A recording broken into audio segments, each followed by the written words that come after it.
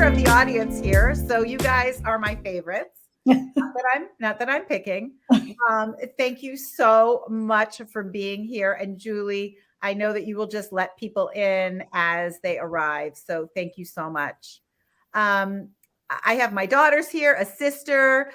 Laura, I don't know you, but I welcome you. And Tess, we've never met before, but we shared that podcast experience, and that was so incredible. And Dee, oh my goodness, you are creative and you're an artist, and I love everything that you do. So thank you.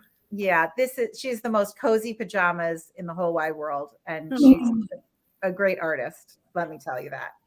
So, welcome to Marion's Table Talks. This is my, this is my launch, and we're doing it small, and we hope it grows. But I'm so grateful that you guys are all here.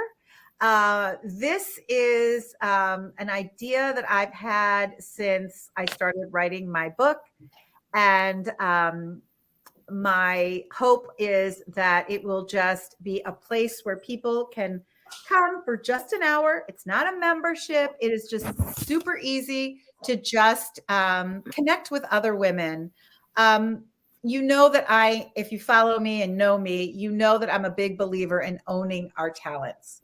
And, so many of us are so blessed with things that we do well. We're also have a lot of things we don't do well. And that's why we need each other. So I believe that when you don't own your talent, that you're doing a disservice to other women who could use help with the talent that you have. So I always say, let's get more comfortable saying, hi, I'm Sally Lou Loveman, and I help people connect with their story. And I do it pretty well. How can I help you? Like, that's the idea, to really feel confident in hi, Cindy, confident in, hi, isn't this cute? Welcome to my dining room. That's my other sister. We were doing some tech support to get her in. She's here. Oh, okay. Well, I was worried that it's a little difficult, but if I got in, anyone can get in, because that is the talent I need is tech. So anyway, but I'm glad you're here. So, and you have a cocktail, Cindy. Gosh darn it. So anyway, if you are not sharing your talent, you're not helping others. And I'm all about sharing. So tonight is a dedication, as I launch this, to my own grandmother, who I share obviously with my sisters. And it is her story that is so powerful to me. Our speaker, Marisa, has a very close relationship with her grandmother, who is gone, but writes a lot about her lessons too. So Marion's Table Talks is about sharing talents based on my grandmother's story, which I'm going to tell you a little bit more about, but it's also about bringing in the women that came before us, because we can't be here without those that came before us, and certainly those that will come after us. So I want you all to just close your eyes for a minute and just be still and welcome in your grandmother to your mind and to your heart and to your spirit. Some of you are lucky enough to have your grandmother still alive. So I want you to feel her warmth. I want you to feel her arms around you. I want you to feel, how she made you feel, really. I want you to smell her. I want you to let her speak to you and think about the talents that she had and maybe how she inspired you to use your own talents that you have today. So sit with that for a minute and let it just warm you up and fill you up and make you just grateful that you had someone in your life that was so special to you. So you can come back whenever you want and open your eyes. And I just want to tell you a little bit about Marion.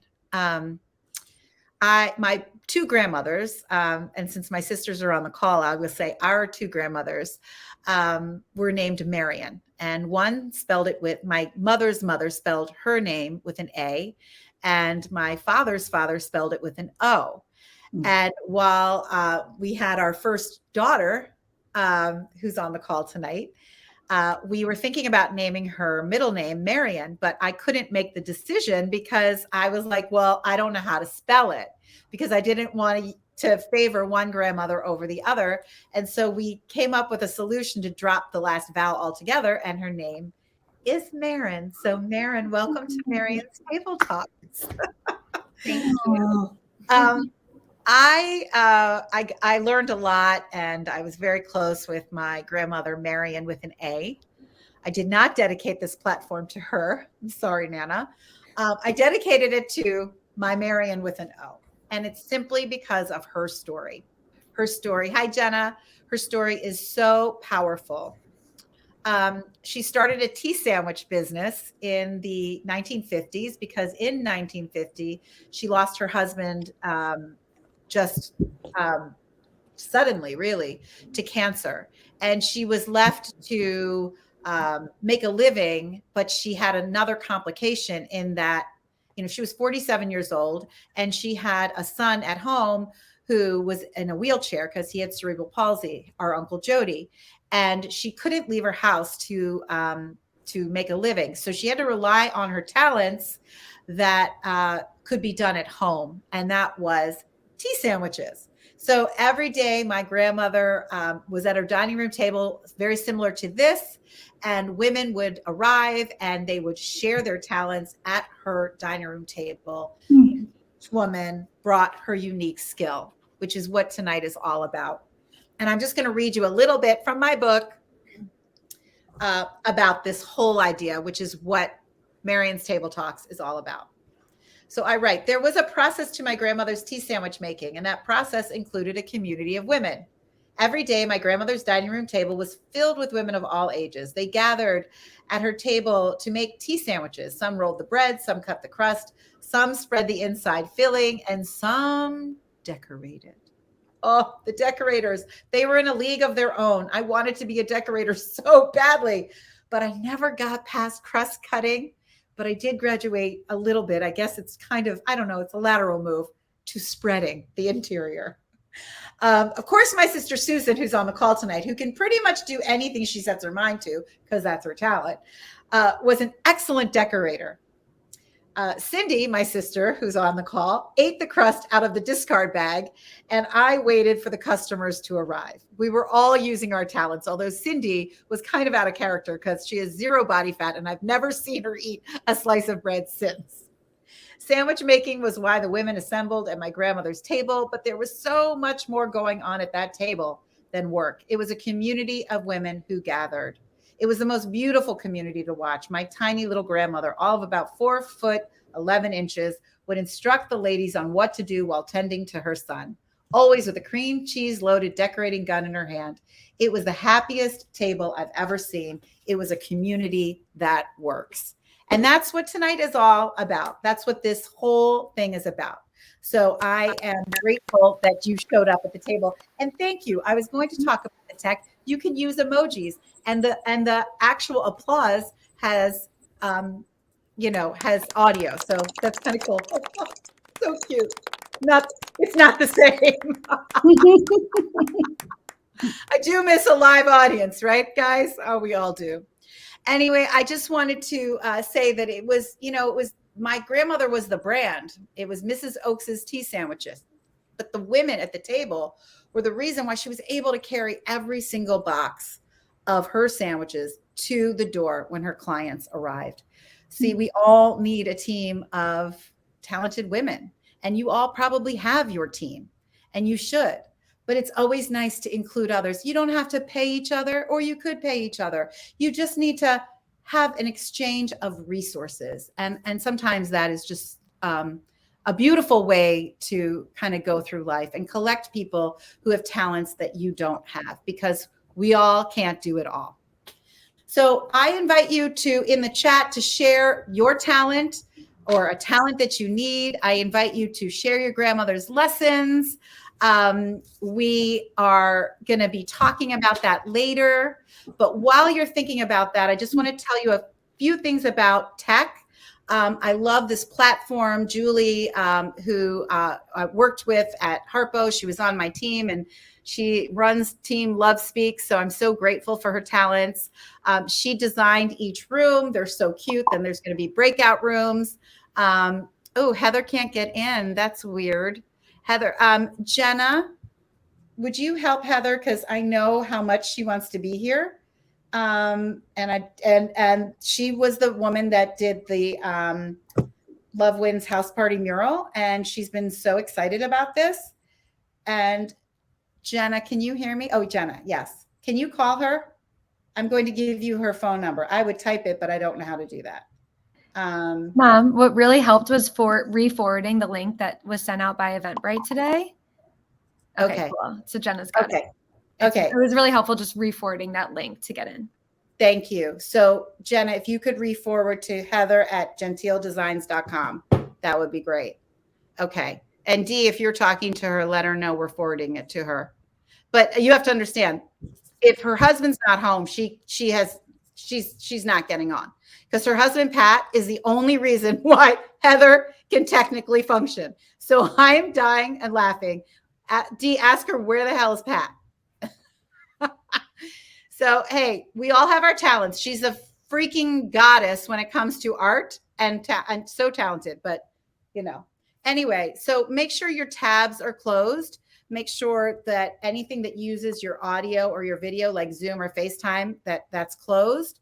And if you would set up your profile, a lot of you already have, but if you haven't, you can use that little cogwheel at the top where you can write in your name and your title and your avatar, so we know who you are. And if you have any tech problems, Jenna, who's talking to Heather right now, can help you, and you can either message her if you are not having tech problems, or email her at marionstabletalks@gmail.com. But whatever. All I know is that Heather will hopefully get here because she is someone talented helping her, who is Jenna.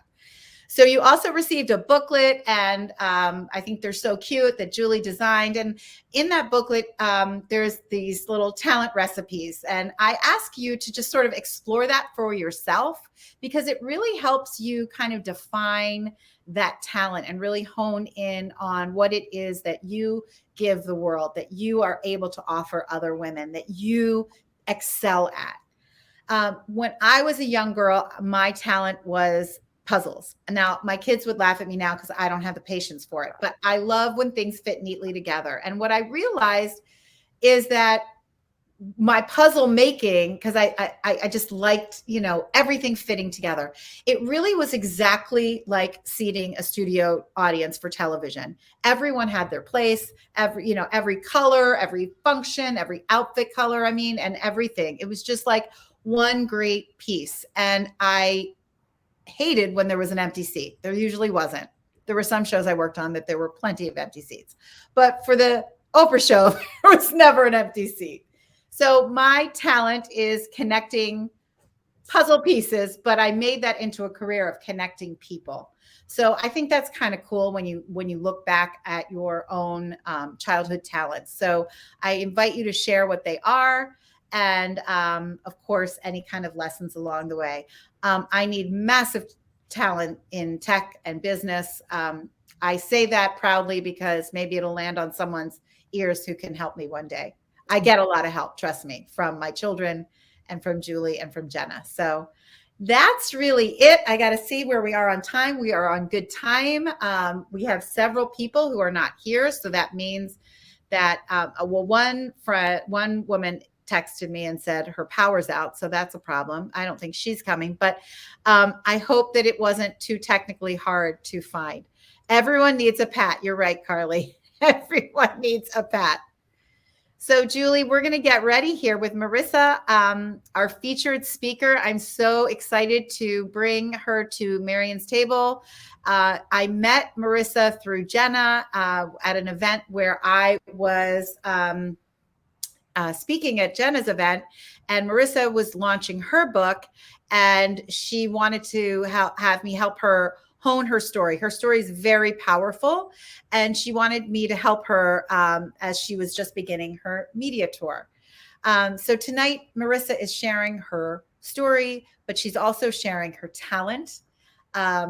and the talent that she needs. And she's going to tell us a little bit about her grandmother, Rose. So I want you to welcome the author of Chronically Fabulous, Finding Wholeness and Hope, Living with Chronic Illness. She is the founder of Lupus Chick, which reaches over 400,000 people monthly, a warrior to autoimmune people like me and so many here on the call. Cindy, Carly, Jenna. I don't know anybody else's health history, but I'll just point out some autoimmune people. But it doesn't matter if you don't have, it does not matter if you have an autoimmune disease. Her story and her talent will help you with any challenge that you ever face in life. She is former Mrs. New York, and she is my friend, Marisa Zeppieri. Welcome to Marion's Table Talk. Hello. Let me applaud you. That was very sweet. That's so sweet. That's so sweet. So, yes, please welcome. Okay. So start. It's your floor. It's your table. Well, hello, everyone. Thank you so much for joining us. And Sally Lou, thank you so much for letting me be on this with you, especially for the first time. So I'm really excited. And so, yeah, I'm just going to kind of jump right in. We had talked about talents, and we were going to talk a little bit about resiliency. I'm going to tell you a little bit about my grandmother. So, hi, my name is Marisa, as you already know. And I don't think I was really aware until probably the last decade just how resilient I've become through my whole life. I'm going to be 44 years old shortly. And, ever since I was little, I really just my mom always tells me, even like as soon as you were born, I had all of these health problems. And so I feel like with that challenge started when I was really young. Unfortunately, late 70s, early 80s, you never heard the word like autoimmune disease. No one talked about lupus and all these other things going on. So my mom was just continually brushed off as, you just have a sickly child. Luckily, I had incredible grandparents who always helped us. And because my mom was a single mom and she worked many jobs to support us. And also we didn't have health insurance. So in order to take me to the doctor, she had to work a lot of different jobs. So I spent a lot of my time at my grandmother's house. My grandmother Rose was, like you were saying about yours, she was about 100 pounds soaking wet. And she was just this feisty Italian, like old school Italian woman with her wooden spoon. You don't mess with any of the ladies in my family, especially when they have a wooden spoon in their hand. My grandmother had a wooden spoon too, Marissa. Yeah. She never used it on me. No, my mom said, she's like, my mom always tells me, you were such a good child. Like, if I just took it out of the drawer, like you stopped, you knew, right? Like, where my brother, on the other hand, he might have got hit with it a few times. But anyway, so my grandmother, because I spent so much time at their house and we had many times in our life where we lived with them, she would wake up at 6 o'clock in the morning and she would start cooking. And so I would start cooking with her. Everyone's very artistic in my family, very creative. We love to cook. And it was just this incredible bonding experience. And I'm so thankful for that. And I talk about it a lot in my memoir, Chronically Fabulous, because she told me so many stories. And, I feel like that generation, just them living through the Depression and world wars and all these things that they had going on, and their husbands away at war for so long. She had so many incredible nuggets and stories that I wound up really reflecting back on later on in life. So when I went through my teenage years and my college years, I was still really sick. I was getting actually sicker and no one could figure out what was wrong with me. And I just sort of pushed my way through it. And because to me at that point, this was normal for me. I had lived my whole life being sick. So I just sort of, and when you're young, you are resilient. You figure out ways to just kind of overcome things, right? I feel like sometimes younger people are a little bit more resilient than us, as we get older, because we're kind of stuck in our ways, right? But I figured out sort of how to plow through it. I went to nursing school. I love to help people.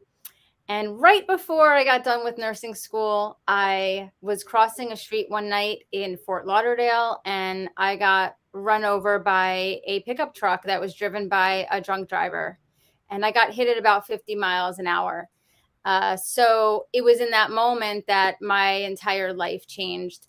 So when I got hit, I remember very clearly hearing an automobile near me that was going very fast, but they were driving very erratic.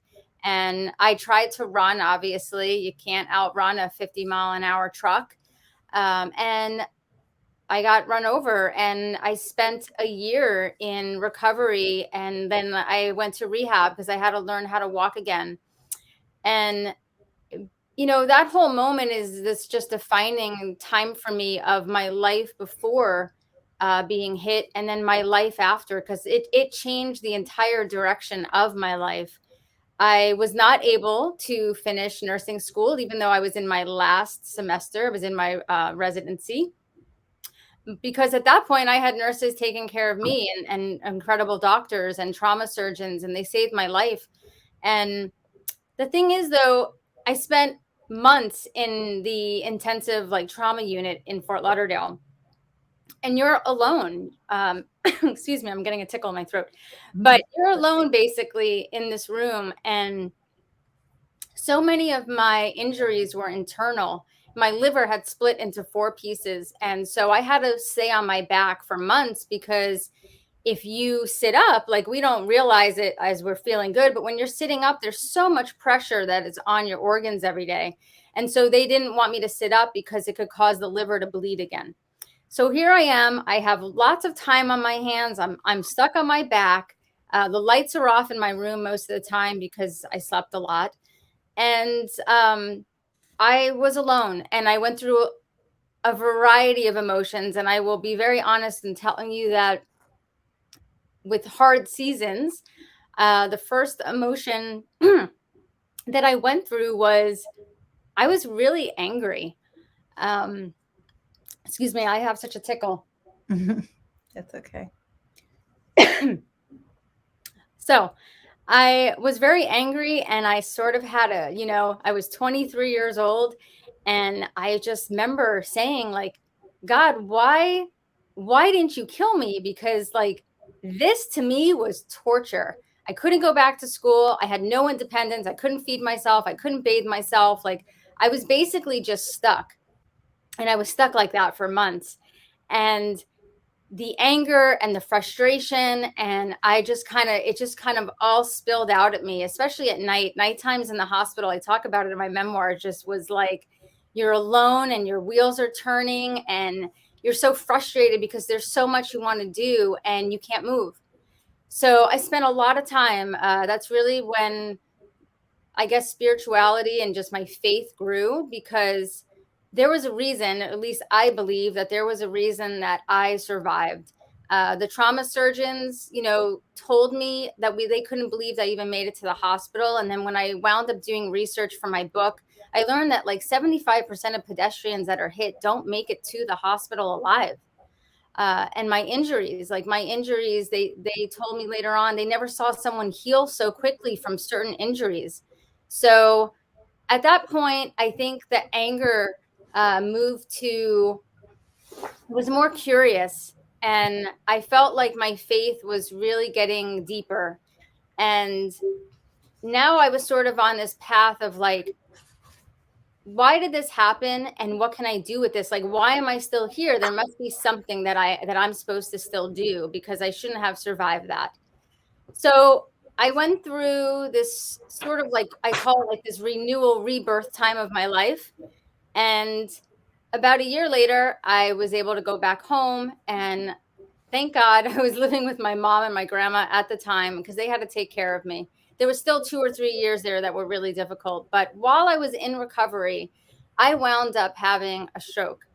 And right around the time of that stroke, I had all of these weird symptoms in my life that I had my whole life, like fevers and rashes and pain and sores and hair loss. It all happened at once. And because I was under the care of all of these doctors in the hospital, they were actually able to diagnose me with lupus very quickly. For those of you that have autoimmune disease or know someone that does have autoimmune disease, a lot of autoimmune disease symptoms can come out after a trigger, whether it's physical or a pregnancy or something emotional, just something that brings your immune system down. And obviously for me, it was getting hit by the truck. So not only do I have to deal with that, I'm now dealing with this diagnosis of something that on one hand, I've never heard of it. I don't know what it is. But on the other hand, I have an answer, right? I have this answer now to something that I've been wondering for 23 years, like what's wrong with me? And so I had so much that I sort of had to unpack over those next few years of my life. And when I was at home, or when I was in and out of the hospital, because I was in and out of the hospital like 30 times over those next few years, the one thing that I could do, because we didn't have social media and all this technology, I started writing again, which is something I loved to do when I was young. I always loved to paint and I always loved to write. So I started writing again. And little did I know when I was doing that, it was preparing me to actually get a career in journalism. I wound up becoming a journalist. And when I sort of started in journalism, I also started Lupus Chick, which at the time was this tiny little blog. And it was just sort of, I don't know how many of you remember when Blogger came out. It was like one of the first blog platforms, and it was horrible. It was a horrible platform and it was really ugly, but it was a way for you to at least connect with people. And I thought, I live in this town of over 1 million people, a city, and I only know one other person with lupus. And I was like, I don't care where they live. I just want us to be able to connect with each other, because if you live with any type of illness, you realize that it seeps into every area of your life like water, and it affects everything. And it's sometimes really hard to talk to your family members and friends about these difficult things that you're going through in life. Because maybe if they're not going through it, they just don't understand it on the level that you are experiencing it. So Lupus Chick, that's how Lupus Chick started. And I just wanted it to be this positive and motivating and encouraging place that people felt safe, that they could talk about things and not judged, and that we were going to like love on one another. So Lupus Chick grew and grew. I had no idea what was going to happen with Lupus Chick, but today we are a nonprofit. We do reach close to 500,000 people a month, which is amazing. And we focus on education and resources and just really helping people have the courage and just that desire to share their story when they're ready, because you touch so many people that you don't even realize when you're able to share something that you've overcome.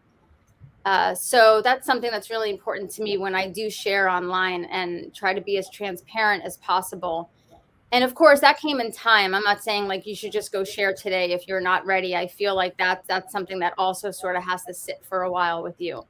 But I love helping people, and now I just do it in a different way. We focus a lot on helping people that are newly diagnosed, and then their whole life sort of gets turned upside down. And we do these college scholarships. We're about to give out our 14th college scholarship next month, which I'm really excited about. And we were actually even able to, surprisingly, I had no idea, Lady Gaga actually profiled Lupus Chick as her 35th chapter in her anthology that came out a few months ago. She's borderline lupus. Her aunt has lupus, and she wrote this anthology of just people that were paying back with kindness and not expecting anything in return. And I wasn't expecting anything in return with Lupus Chick. I just wanted to help people. And I knew that nursing for me was not going to, unfortunately, be the way that I was going to help people. But I do think that God had another way for me to help people. And it was through Lupus Chick, and it was through speaking. It was through a journalism career, which eventually turned into writing books. And now my memoir that came out. So it's been a really amazing journey. I've learned a lot. I've learned a lot about resiliency and how important it is to have the right support system around you, no matter what you're going through. It doesn't have to be chronic illness. It could be a death of a family member. It could be a divorce. We all have such, difficult seasons in our life here and there. And like I said, sometimes it's not the family members always that support you. Sometimes it's people you least expect. Sometimes it's people you meet online. And that's something that's happened through Lupus Chick that's been really cool, is people have been able to connect with one another and become friends off the platform. And I think it's also looking at yourself. I always tell people, because I love to journal, I always tell people to keep track of your small wins. I don't think that we keep track enough of just the wins that we have on a daily basis. You know, when I was at my worst and I was in a wheelchair and I could barely feed myself, if I was able to get dressed, even though I had people helping me, or I was able to take a shower, that was like a big win for me back then, because that took most of my day and most of my energy. And so when I go back and look at these journals and I look at how many things you add up over time that you have overcome, because we just don't remember all of these things every day. I think it's really important to constantly remind yourself that you've made it through some really difficult seasons of life. And all of those small wins prepare you for whatever's next, or whatever else will, you know, happen to you on this journey of life. So I just want to encourage you, when you feel like you can't, you know, make it through something, think about all the things that you have been able to get through. And also, I think it's important to remember the stories of people that are important to you and close to you, or stories that you've heard of what other people have made it through. Like, people are resilient. Our bodies are incredible of what they can overcome. And yeah, I just want to encourage all of you with that. So Thanks, Marisa. Thank you so much. You tied it all up into a pretty bow. Okay, wait, I'm going to clap for you. thank you. Thank you so much for sharing just a small part of your very powerful story. Whenever I invite someone who I have, you know, more speakers lined up, but I always say, you know, just do a 15-minute on your most important part of your story, but how your story has been shaped by your talent. And so you've been able to be resilient because of some of the things that have happened to you in your life, being a sickly child, and then this horrible accident of getting hit by a truck. But the cool thing I think about your story is how you got directed to still helping people, even though it couldn't be through nursing, because of your other talent, which was writing. And you might not have ever considered yourself a writer, but you practiced, you know. And I think talent can be cultivated really by practice. If you practice something enough, you can actually get that talent. Like, I'm joking with my daughter Carly, like she used to, well, she still does, but I would used to watch her walking along the lake, and she'd pick up all this beautiful sea glass. And I'm like, how do you find that? I don't see that. What are you talking about? Like, how do you find that? And it's taken me years, but she sort of showed me the path, and I practice. Now I practice and I practice, and now I'm getting fistfuls of sea glass. Oh, So it's just like, I know you're not going to make a career out of collecting sea glass, or maybe you might make jewelry out of it. Speaking of jewelry, I'm going to ask you that in a second. But the point is that just like anything, yoga, meditation, I mean, even math, you know, if we practice enough, we can get that talent, but we have to be resilient. So you, first of all, if you have any questions for Marisa, please put it in the chat, or just simply raise your hand or shout out. Like, this is casual. You don't have to wait to be called on. But you just, you talked about the college stipend, which goes directly to people who are autoimmune patients or chronic pain patients. So right now, our stipend is specifically for people that are diagnosed with lupus. Okay. There really aren't a lot of scholarships out there for that specific disease group. Right. Wonderful. And tell us about what you just launched for the Lupus Chick sister. Yes. Am I saying it right? Our sister site that I've been working on forever, it feels like. Yeah. So all of our college scholarships have been donated. My husband and I did the first two. I'm a horrible fundraiser. That's a talent I do not have. And Cindy, my sister Cindy, is an amazing fundraiser. So that's how it Cindy, works. I need to talk to you because I'm terrible. She's a pro. I have to tell you, every year I pray really hard, and I'm like, please send somebody that can give us the scholarship for this year. And when I tell you, every single year, someone like just poof out of like nowhere, they come. And I'll tell you a quick story. I was walking down the street one day. I got into this conversation with this lady. I told her about Lupus Chick, never talked to her again. She didn't live here. She lived in Hawaii. She didn't live in New York, but she was here visiting her mom. Her mom's buried here. And about 2 months later, I get this check in the mail. And it says, I went to your website. And, you know, when my mother passed, she left me a lot of money. And I put a certain amount aside to give to charity every year. And I want to fund your scholarship.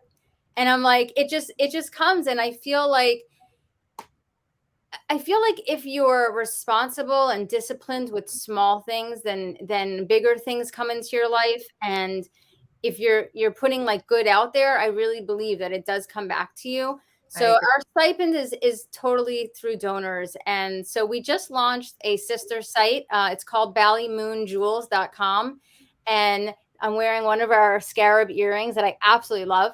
So a percentage of every single piece of jewelry will go back to keep our scholarship fund alive. I have a lot of like warrior type jewelry, you know, like for those of you in the chronic illness community, like warrior and courage necklaces and butterflies, which is the symbol of lupus and things like that.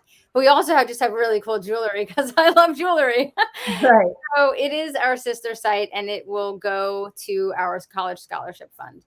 That's so great. I want to just ask Cindy. Cindy, do you ever, where did she go? I hope she's still here.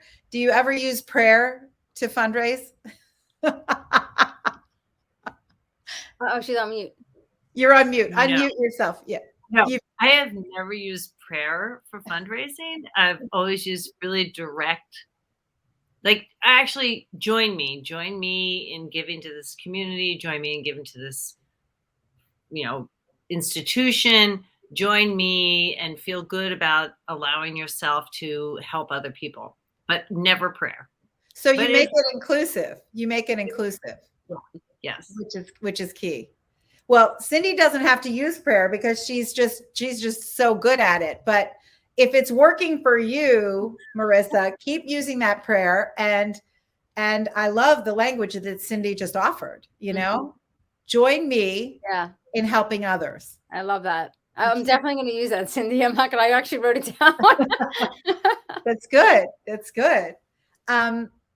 So chronic illness never takes a day off, but do you ever take a day off? Like what happens? You're so busy. You've got so much going on, but what happens when you are really having an off day? Yeah. I mean, there's days I wake up and I have a whole list planned and my body just says no. And it usually comes out of nowhere. So, you know, in June, I went on a little trip finally, like my first vacation after COVID. And after COVID, I love how we say after COVID. Well, you know what I mean? Like when I was able to travel. After the first COVID. Yeah, after the first round. So I spent like a year and a couple months holed up in my house here in New York. And then I was like, I have to get out because I feel like I'm going crazy. So I went away, went in the sun, which is a no-no for people with lupus. I went in the sun for about 10 minutes and I was sick down for 7 weeks.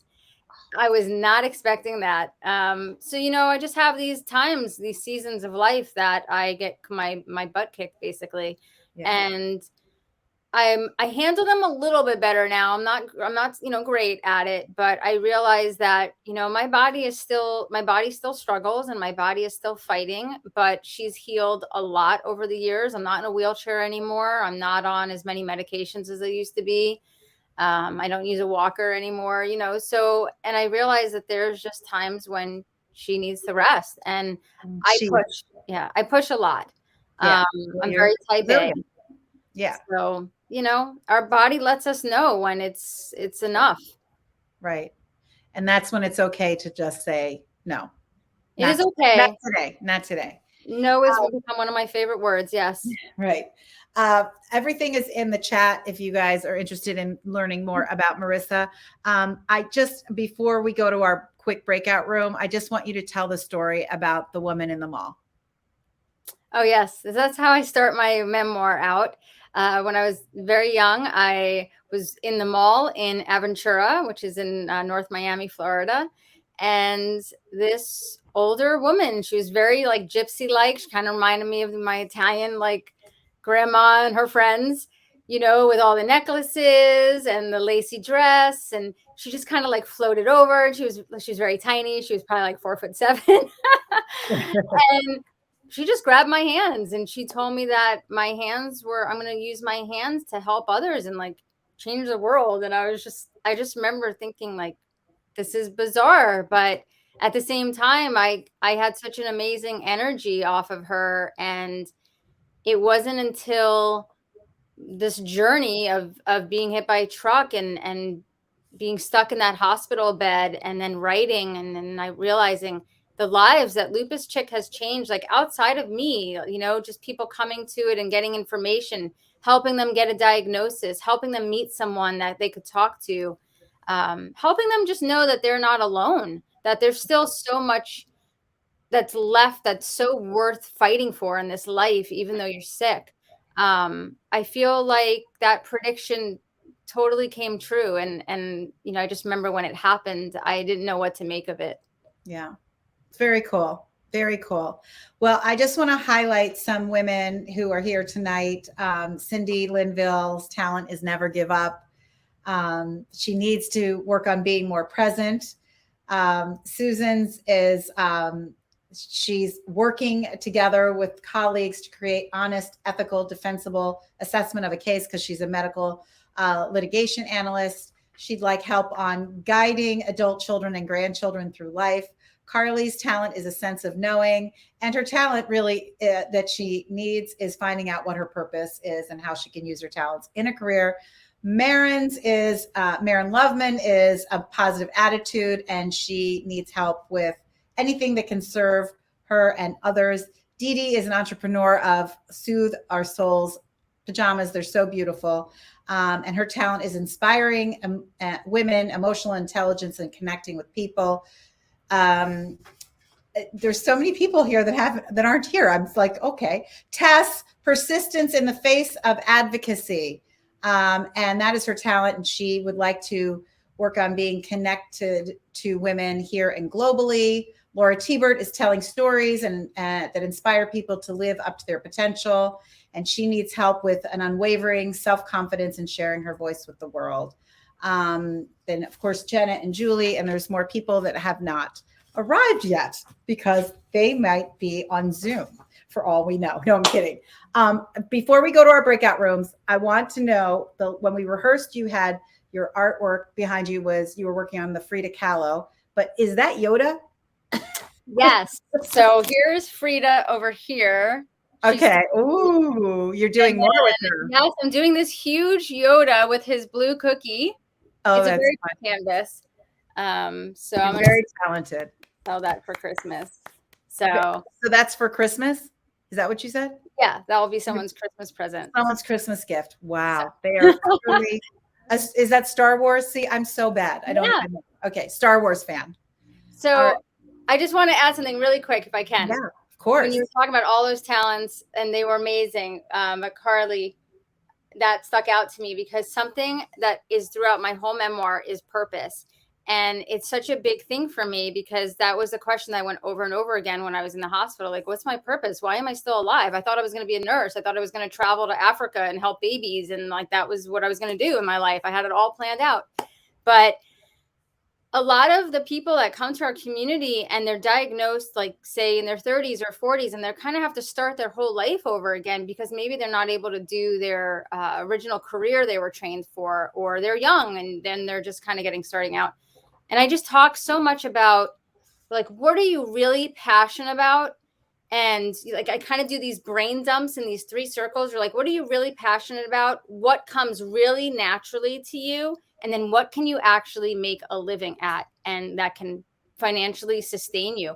And one of the great ways to kind of get started on that project or that brain dump is ask other people what they see that you may not even notice. But like, people might say, you're an incredible communicator, or you're really creative, or you're just a really good ideas person.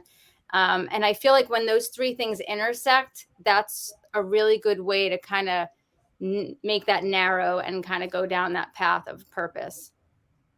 Thank you for sharing that. And Mom, I feel like you also say the same thing. Ask others what your talent is. Marissa and I have the same language. When I read her book, I was like, oh, this is so, and so many things. I'm like, we speak the same language, but thank you for offering that because it's true. Ask somebody, first of all, when someone compliments you, whatever that compliment is, that is your talent. Might not be your purpose, but it's certainly your talent. But yeah, I love all of that.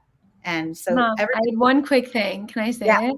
Well, because I was writing a question in the chat for you, Marisa, and I like stopped writing it, but it's like sometimes. Oh my God, she went away. I can't hear her. What happened? Oh, it's the rotation. So if you're in rotation, see, we're learning all these things. Okay, here she comes. Come on, Carly. Come on back. You're in rotation. Katie Lorino, did you just get here? Hi, Katie. So talented. Okay, Carly has something. No, we can't hear her. I think she's next, maybe. Oh my God. I know you guys can't hear me. Okay, I know you can't hear me, but I'm here. Can you hear me now? Now we can hear you. Okay. I was just going to say that like sometimes when you have to pivot or find like a different path in your life, it comes from a traumatic experience or something that like happens to you, similar to your story. But like, what would you suggest to people who might feel like they want that, but nothing's like has happened, or there's not like something traumatic that happens or something bad or something different per se, but it's like people, how do you find that without experiencing that? Because I think a lot of it comes from like this bam change. Right. Like a perfect example is Cindy's daughter, Cameron, was hit by a car. She wasn't run over. And that was the minute she was like, I don't want to go back to my banking world. And she's now, she started blogging, very similar story, and now is helping people through her own lifestyle platform. Yeah, I mean, and yes, you do see that a lot. Like some people just sort of have this very distinct moment, but regardless if any of those things had happened to me, I always loved to help people. I was always really creative since I was little. Like those gifts, I believe, are given to you like the moment you're born. Like you have them, and some people don't, and they have things that you don't have.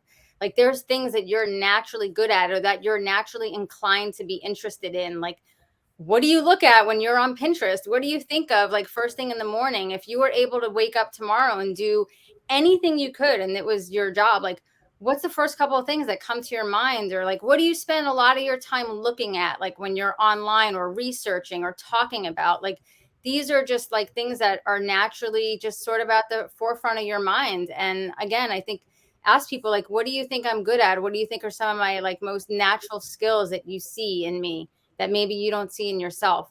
Whether you have a traumatic experience or not, like you absolutely have a list of gifts and talents and interests that are there, whether or not like something major, crazy happens in your life. Thank you so much, Marisa. Thank you, Carly. We're going to talk more. We are going to go to breakout rooms. This goes very, very fast. This is random, and whoever you're with is on purpose. So I know it's random, but whoever you're there with, you're supposed to be with them. The prompt is this: what is your talent? And what talent do you need? So I just want everybody who, whoever wants to be the leader can be the leader. The extroverts, come on out. Just we're going to go to our breakout rooms that Julie's going to send us to. And then we're going to come back for a 1-minute goodbye. So we're going to do like 8 minutes of breakout and then like a 1-minute goodbye. This went very fast. And Julie, when you're ready, let us know. I hope that Carly and Marisa end up together. We'll see. They're in the good life where they can. Now we're back. We're back. All right, we're back. Sorry, Dee. See, this is what happens with those breakout rooms. Sorry if anyone was cut off from their story. But a lot of you were talking about your grandmothers. Dee was just telling us about her grandmother, Sybil. We know about Rose. We know about Marion. Jenna, what's your grandmother's name? Helen, and she'll be 103 in December. Wow. Oh, I had no idea. And she lives on her own. She's got to come on here. My goodness. Marion Holzinger, what's your grandmother's name? Fern. Fern, is she still with us? No, she's not. Okay. What did she teach you? Oh gosh, just to absolutely love everybody and to love animals and how to make really good popcorn balls. Okay. Tess, what about your grandmother? It's grandmother by marriage, and she was an amazing cook. Grandma Ruth. She could host a party or anybody. Like we called her once, we were 10 minutes away from home. By the time we got there, she had a whole dinner set, along from like appetizers to dessert. And I'm like, how did you do that? It's like, that's amazing. You know, who knows how we can do these things, but somehow it works. Katie Lorino, I don't see you right there, so you're probably in the rotation. But wait, oh, and Laura Tebert. Oh, I just said, no, Laura Tebert. What's your grandmother's name? Mildred. Mildred. I love Mildred. that. I love that. I love that. Katie Lorino, your grandmother's name, if you're still with us. I only see your avatar. And she's muted. Okay. All right. So guys, thank you so much. This hour went so fast. I have to overbook the audience because half of the audience didn't show up. So I'm praying to God that it was not a technical problem. I have no idea what happened to Heather D, but I will find out soon. I want to thank you all for being here. I want to really thank Marisa for your time tonight. I'm going to send you a little donation to the Lupus Chick Stipend for your time. The next Marion tablecloth is November 10th. I'm going to send you all in my thank you email code. Just so that I'm having hearing feedback. Sorry. Just mute for 1 second, guys, just so everyone can hear. So we're going to send you a little code because my schedule got wonky. So this is happening a lot sooner than the 1 month period. So people are going to be like, oh my God, is she bugging us again? It's only the second speaker. So if you want to come, we'll send you a code for that. Everyone's going to receive everyone's contacts. There are people that are on the list who weren't here. So if someone stuck out to you and you want to reach out, follow them on social or however you want to connect. It's really up to you. And I also have a Marion's Table Talk Instagram account. It's now private. It was public. I forgot to make it private. There's only one man in it, which is funny because well, you'll hear it in the email that I'll be sending you. So you can follow there and then we can connect through that as well. So lots of ways to connect. Thank you so much for being here. Thank you for the hour. Thank you for your talent and your time. And Marisa, thank you so much. Thanks, everybody. Have a great evening. Thank you, Emma. Thank you so much. So much talent. Okay, I don't know how to get off the platform. Thanks, Marisa. Thank you so much. Okay, talk to you later. Bye. Bye, Mom. Okay, put us in the green room. Bye, Tess. Bye, Dee. Thanks for being here. Thanks, Carly and Marion. Thanks, Katie Lorino. Thank you for everything. All right. Thank you so much. Bye-bye. Bye.